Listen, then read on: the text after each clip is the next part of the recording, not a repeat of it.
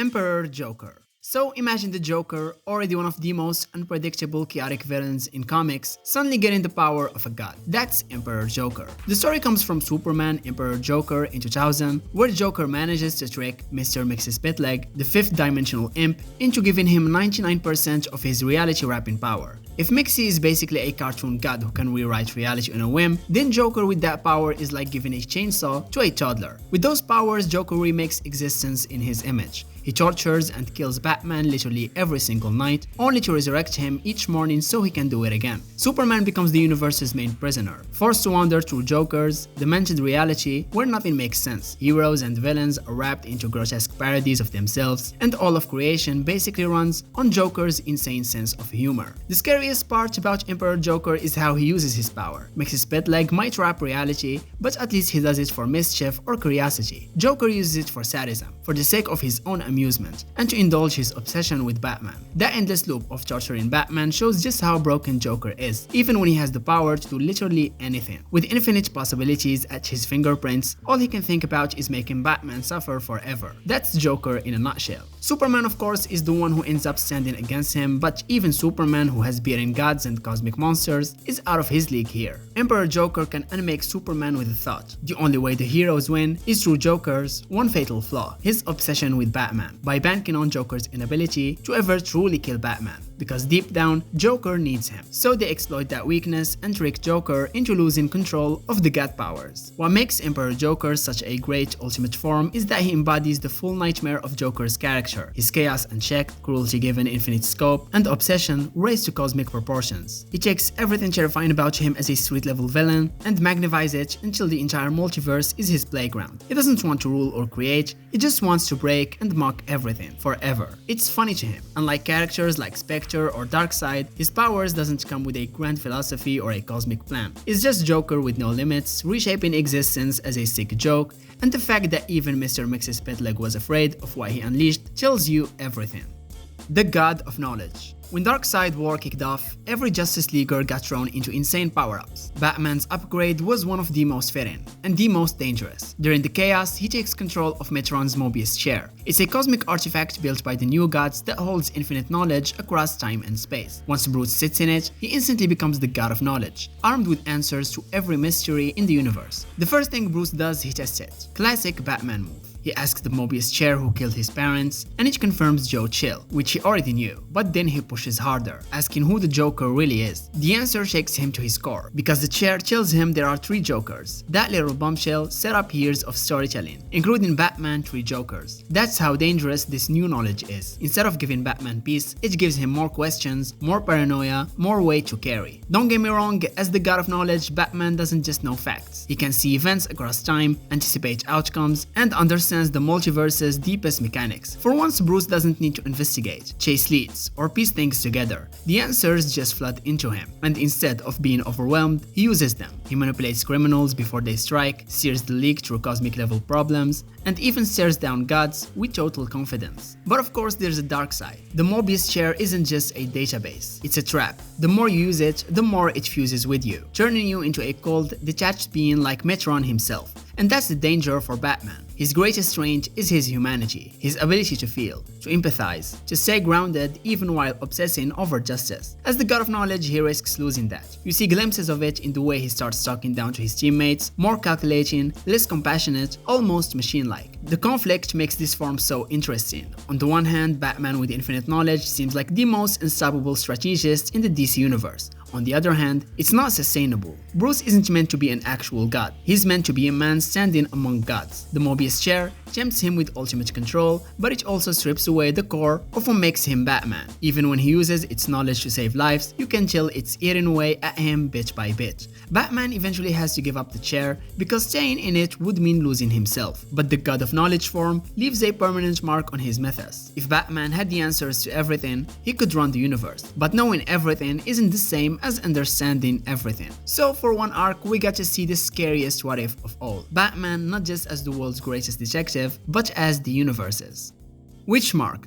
This version comes from Justice League Dark in 2018 when magic itself in the DC universe starts collapsing. Long story short, Hecate, the ancient goddess of magic, reveals that Diana has been carrying a hidden brand her whole life. This mark wasn't just a tattoo, it was a literal bomb of raw, chaotic magic waiting to go off. When Hecate activates it, Wonder Woman becomes one of her Witchmarked, and everything about Diana changes. The Witchmarked transformation turns Wonder Woman into a towering, terrifying magical being. She sprouts glowing horns, her eyes blaze with eldritch fire, and her body becomes covered with glowing runes and magical energy. In this form, she is basically a walking conduit of primordial chaos magic, wielding power way beyond her Amazonian gifts. It's not just Wonder Woman with spells, it's like Hecate rewrites her into a magical nuke that can tear through gods, demons, and dimensions without even trying. The catch though is that the Witchmarked state isn't Diana fully in control. It's Hecate using her as a pawn, bending her heroic nature into something destructive. Wonder Woman is fighting a battle on two levels, physically unleashing all this apocalyptic magic, but also mentally, trying to resist Hecate's influence. So this isn't just about her strength, but about her willpower to remain herself while carrying the burden of god-level chaos magic inside her. One of the coolest things about Witchmarked Diana is how it highlights her connection to magic in a way we don't usually see. Wonder Woman has always been tied to gods, myth, and enchanted weapons like the Lasso of Truth, but Witchmarked pushes her into territory closer to Zatanna or Dr. Fate, except she's got raw magical muscle instead of spells and incantations. Witchmarked also ramps up the stakes for Justice League Dark. Characters like Constantine and Zatanna are freaking out, because if Diana, the heart of the League, gets fully consumed by Hecate, she could literally unravel reality. It puts her friends in a brutal position.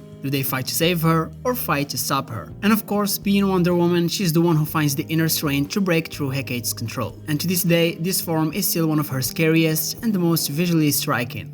Furnace. He is what happens when you take John Jones, strip away his humanity, and unleash the ancient, primal fire that all Martians were designed to keep buried. Normally, John is this calm, thoughtful presence on the Justice League, the heart of the team even. But in JLA, issue 84 to issue 89, Trial by Fire, DC revealed that the Martians we know aren't their true selves. They were physically engineered by their gods to be weak to fire as a failsafe, because their original forms, the burning Martians, were violent, destructive conquerors. When John loses that psychic block, he reverts to his original state and becomes Furnace. As Furnace, he transforms into a towering, flaming monster with no trace of his old morals. His powers are basically John's already insane list, like super strength, shape-shifting, telepathy, invisibility, inchangeability, regeneration, all dialed up to 11 and fused with fire-based abilities. He can literally burn minds with his telepathy, and his flames are part of the burning Martian's essence, something even gods fear. The Justice League is completely out of their depth against Furnace. Superman, Wonder Woman, and Flash all get wrecked, and even heavy hitters like Green Lantern can't hold him. He's not powerful physically. His telepathy is so overwhelming that he can mind wipe whole cities in seconds. Remember how Martian Manhunter is already considered one of the most broken leaguers? Furnace is that, but without compassion, restraint, or a shred of empathy. He's not a possessed John or some evil clone. He is John, just stripped back to his original Martian nature. That raises the terrifying implication that all Martians could become like this if their genetic fire weakness fails. Of course, this being comics, there's always a way out. Plastic Man ends up playing a critical role in stopping Furnace, since his mind and body are immune to Furnace's telepathy and fire. And eventually John is restored, but the trauma of what he became and what his people really were lingers. Furnace stands out as one of DC's most terrifying ultimate forms. He's not cosmic like Cosmic Armor Superman or magical like Witchmarked Diana. He's pure primal evolution, the version of Martian Manhunter that never learned compassion, never restrained himself, and never became a hero.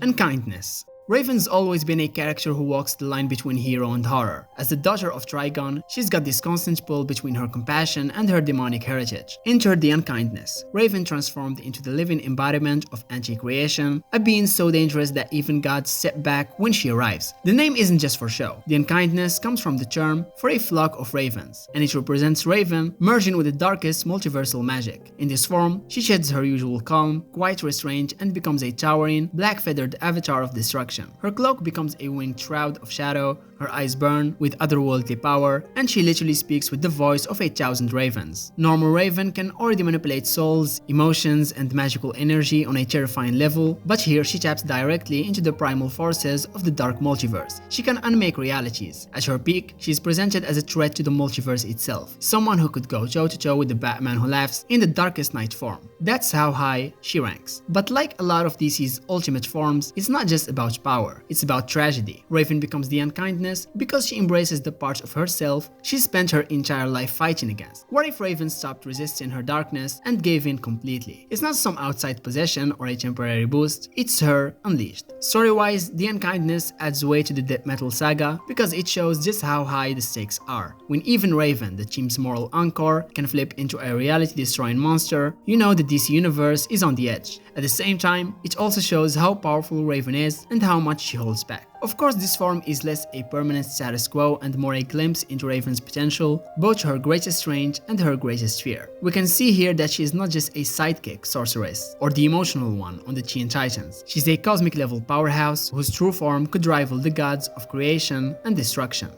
The God of Death. During Justice League Darkseid War, each Leaguer got a crazy divine upgrade. Batman became the God of Knowledge, Superman turned into the God of Strength, and Flash, he got one of the scariest roles of all, the God of Death. It happened when Darkseid called in the Black Racer, the new god's avatar of death, to deal with the Anti-Monitor. Problem is, the Black Racer needed the host, and in the chaos of the battle, it lashed itself to Barry Allen. Suddenly, the fastest man alive wasn't just running through time anymore, he was running with death itself at his heels. Barry fused with the Black Racer means that every step he takes is a step toward death. His classic Scarlet suit turns darker, with streaks of black and glowing yellow, and his fake takes on this eerie skeletal look. He is no longer just the Scarlet Speedster, he's the Reaper in red. The Speed Force and the essence of death merge inside him, turning him into an avatar who can end lives as easily as he saves them. The Black Racer keeps whispering in his mind, trying to convince him that death is natural, that everything living must eventually die, and that Barry should embrace this responsibility. It even plays dirty by reminding him that his mother's death is what set him on the path to becoming the Flash. To the Racer, that's proof that death isn't just an end, it's a catalyst, and Barry should accept being the one who ushers people across that line. But Barry's a hero, and heroes don't accept everyone dies as an answer.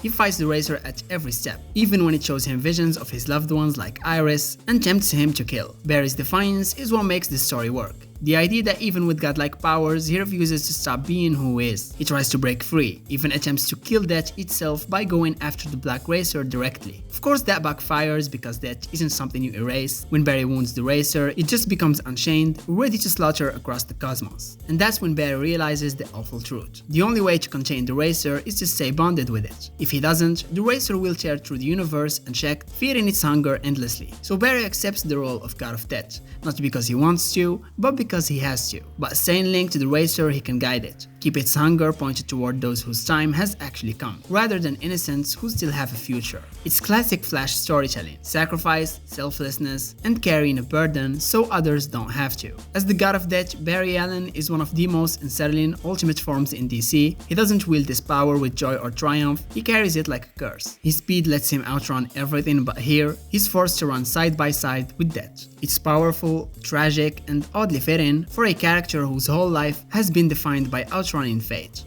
Cosmic Armor Superman. This isn't your usual, stronger, shinier Superman. This guy is a literal concept built to fight threats outside of normal continuity. He shows up in Grant Morrison's Final Crisis, Superman Beyond 3D, which is already one of those comics that bends your brain. The Thought Robot is a fusion of Superman's essence and Ultraman's, his evil Earth 3 counterpart, powered by the Monitor's weaponry. Basically, the Monitors build a story-powered armor that needs a pilot, and Superman steps in. It's not just armor though, it's living narrative defense, powered by the idea of heroism itself. What makes him insane is his scale. Cosmic Armor Superman doesn't just punch harder than regular supes, he literally fights at the level of metafiction. He's aware he's in a comic book, aware of the panels, the narrator, and even the readers. He fights Mandrak, the Dark Monitor, a vampiric god who eats stories and tries to erase the entire multiverse. And Thought Robot Superman meets him on his own terms, outside time, outside continuity, in the raw fabric of story itself. We're talking punches that shake the over-Monitor's world,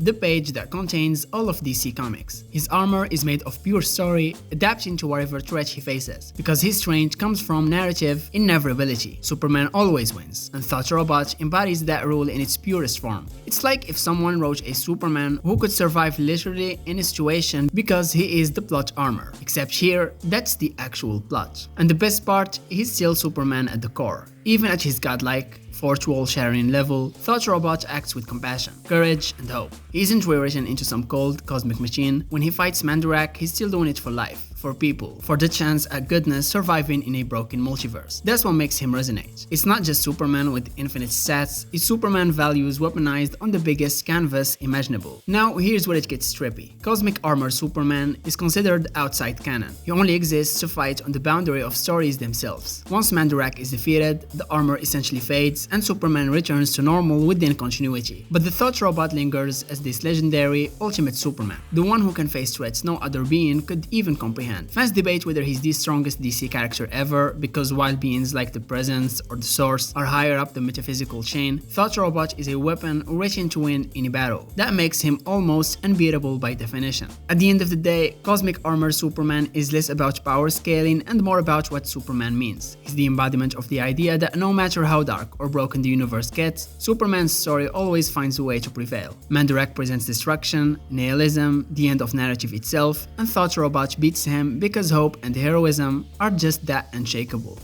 Hal Jordan as the Spectre. When Hal Jordan became the Spectre, it wasn't just some random crossover gimmick. It was DC trying to redeem one of their most iconic heroes after the Parallax mess. Remember, Hal went full villain during Emerald Twilight, destroyed the Green Lantern Corps, and absorbed Parallax, becoming one of DC's greatest threats. Eventually, he died a tragic hero's death in Final Night, sacrificing himself to reignite the sun. That could have been the end, but nope, DC had bigger plans. Instead of staying dead, Hal's soul was chosen to host the Spectre, God's spirit of vengeance. As the Spectre, Hal wasn't just another guy in spooky cloak. This was him wielding biblical Judgment Day levels of powers. The Spectre can reshape reality, smite nations, and bend time if it serves vengeance. Hal brought a very human angle to this role though. Instead of being the cold, merciless hand of God, Hal tried to guide the Spectre into being more about redemption than pure punishment. He wanted forgiveness to coexist with wrath, which is fitting considering he was seeking redemption for his own sins as Parallax. That said, being the Spectre didn't come without its baggage. Hal constantly wrestled with losing himself inside this infinite divine force. The Spectre has always had a problem. The host risks getting erased, just becoming a puppet for God's vengeance. But Hal, being Hal, fought against all that. He didn't want to vanish into the cloak. He wanted to keep his humanity intact, and this created an interesting dynamic. The Spectre craving blood and vengeance, and Hal pulling back and trying to find justice and mercy. Power-wise, this was Hal at his absolute peak.